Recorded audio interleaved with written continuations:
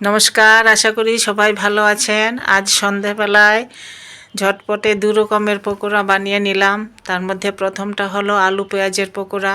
তার জন্য আমি এখানে আলু, পেঁয়াজ, লঙ্কা কুচিয়ে নিয়েছি। তার মধ্যে 1 চামচ সুজি, 1 চামচ ময়দা, 1 চামচ বেসন দিয়ে, জিরা গুঁড়ো দিয়ে, চাট মশলা দিয়ে, হলুদ গুঁড়ো দিয়ে এইভাবে মেখে নিলাম।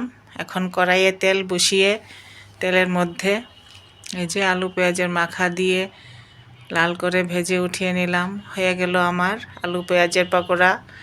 এখন দ্বিতীয়টা হলো মূলা ফুলের পকোড়া। তার জন্য আমি কিছু মূলা ফুল নিয়েছি। মূলা ফুলগুলি ভালো করে ধুয়ে 5 মিনিট নুন দিয়ে মেখে রেখে দিয়েছি। 5 মিনিট পর তার মধ্যে 1 চামচ ময়দা, 1 চামচ সুজি, 1 চামচ বেসন, হলুদ গুঁড়ো, কুচানো পেঁয়াজ, 2টা শুকনো লঙ্কা আমি ভেজে গুঁড়া করে দিয়ে দিলাম।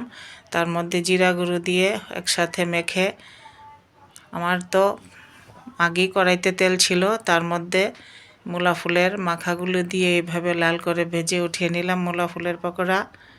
রেসিপিটি ভালো লাগলে লাইক শেয়ার করবেন এবং কমেন্টে জানাবেন কেমন হয়েছে। চ্যানেলটিকে সাবস্ক্রাইব করবেন।